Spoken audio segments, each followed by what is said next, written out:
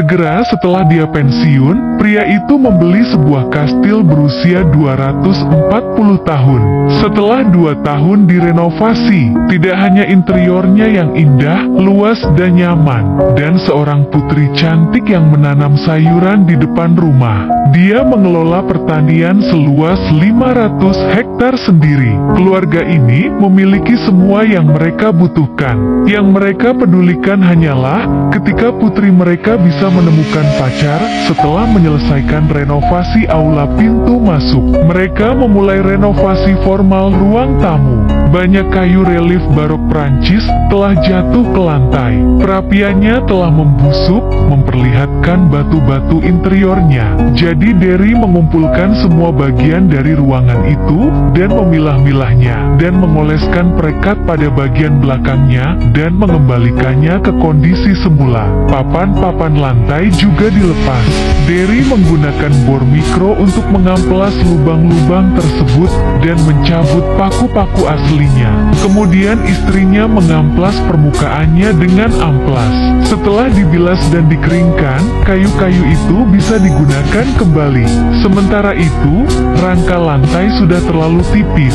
Derek menggunakan sekop untuk membersihkan kotoran dari bebatuan dan menghilangkan bingkai kayu. Lapisan papan terakhir telah digerogoti oleh tikus.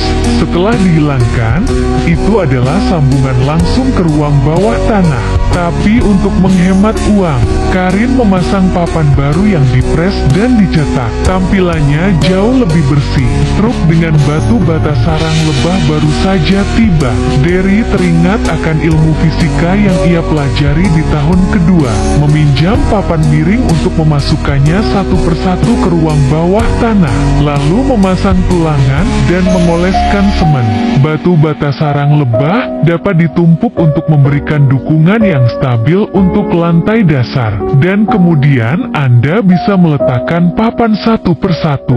Rumah itu akhirnya berada di tingkat yang lengkap. Istri saya sedang berada di ladang, memasang jaring untuk tanaman. Putri saya juga sedang menanam tanaman baru setelah tanahnya mengeras. Tak perlu dikatakan lagi, tak ada yang kurang dari kastil ini. Setelah istirahat sejenak, Karin melanjutkan mengecat dinding yang sudah diplester. Karena gaya dekorasi barok. Gaya dekorasi barok ada banyak area tersembunyi. Sangatlah penting untuk berhati-hati agar cat tidak menumpuk. Warna putih dan emas dicat bersama. Warna putih dan emas memiliki tampilan yang kaya dan elegan.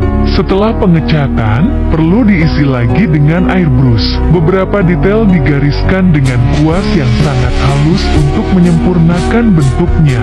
Seluruh ruang tamu terlihat bersih dan rapi setelah dicat. Wallpaper juga berwarna polos dengan bunga-bunga yang halus. Ruang tamu terlihat sederhana dan mewah. Selanjutnya, Anda bisa mengeluarkan papan kayu tua yang sudah dikeringkan sebelumnya, susun kembali sesuai dengan posisi dan nomor seri aslinya. Kerumitan penataannya membuat pusing Delhi. Tentu saja, banyak di antaranya yang hilang dan tidak dapat diperbaiki. Mereka hanya dapat disesuaikan dan dipulihkan nanti. Dan sebelum memperbaikinya, Delhi meletakkan karpet besar.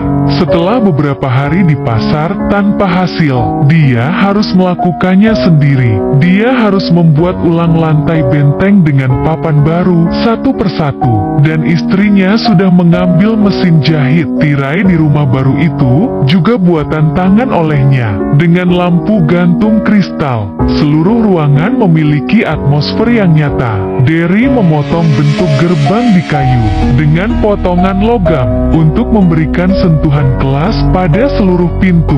Setelah Anda menyelesaikan renovasi sederhana di lantai dasar, saatnya naik ke lantai atas. Tugas pertama adalah melepas tangga kayu tua yang berputar, sehingga sisa renovasi bisa dilanjutkan.